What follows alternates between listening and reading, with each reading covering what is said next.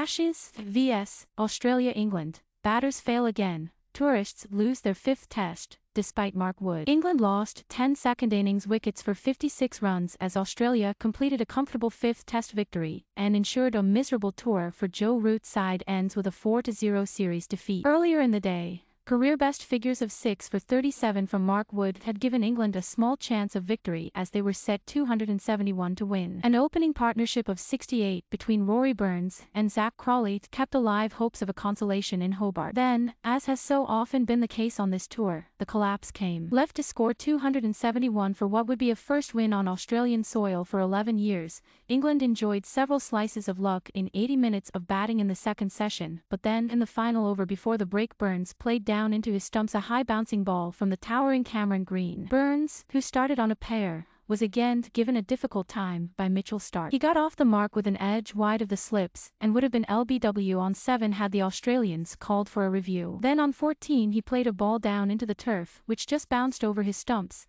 a foreshadowing of the ball from Green that would prove his undoing. Crawley looked more secure and struck 6 fours in his unbeaten 32 at the interval. It was England's first 50 opening stand of the series and their highest for the first wicket in a test in Australia since the Perth Test of 2013, and a commendable effort given that the innings began as the floodlights were just starting to come into play. But that effort was not replicated further down the order. Dawid Malan stuck around with Crawley before being bowled by Green, and the all-rounder removed England's other opener shortly after. Stokes went to Starc, well caught by Nathan Lyon, before Root was bowled by Scott Boland with the ball keeping incredibly low. With the England captain went not only their hopes, but also their composure. Root's wicket was the only one that could be put down to bad luck as the rest of team batted either recklessly, carelessly, or both. 43 balls and 23 runs after his captain was out, Ollie Robinson was bowled by Pat Cummins and the series was over. Wood's superb bowling had earlier been a real highlight and was instrumental in Australia being dismissed half an hour into the second session for 155. In a burst of 3 wickets in 18 balls in his opening spell of the day,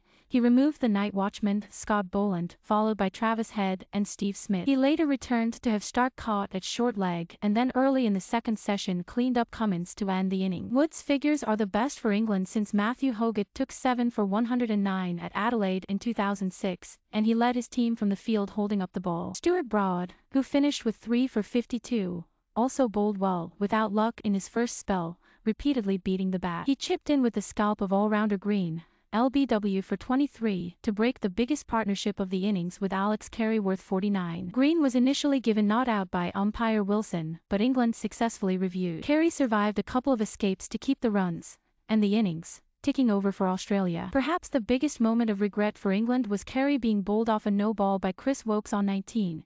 It was a close call, but replays showed no part of Woakes' boot behind the line, and he was later given out leg before against Broad on 30 only for Carey's review to reveal that the ball had narrowly pitched outside leg. Wood's wickets were not all classic. Boland's feet were rooted to the ground as he swished a catch to Sam Billings behind the stumps and Head was caught down the leg side. More satisfyingly, Smith was taken at long leg, hooking a ball that climbed on him, while Starc clearly did not fancy Wood's pace as he poked a short leg. Cummins, also fearful of the bouncer, narrowly escaped being trapped LBW first ball. Wood's haul took him to 17 wickets for the series, the best of his career, and the more he bowled the better he looked. He clearly relished the agitation he caused among the batsmen, a small victory for England in what has been a torrid series, though it raised questions about whether Wood should not have been used more in the earlier test. He was left out of the second test in Adelaide.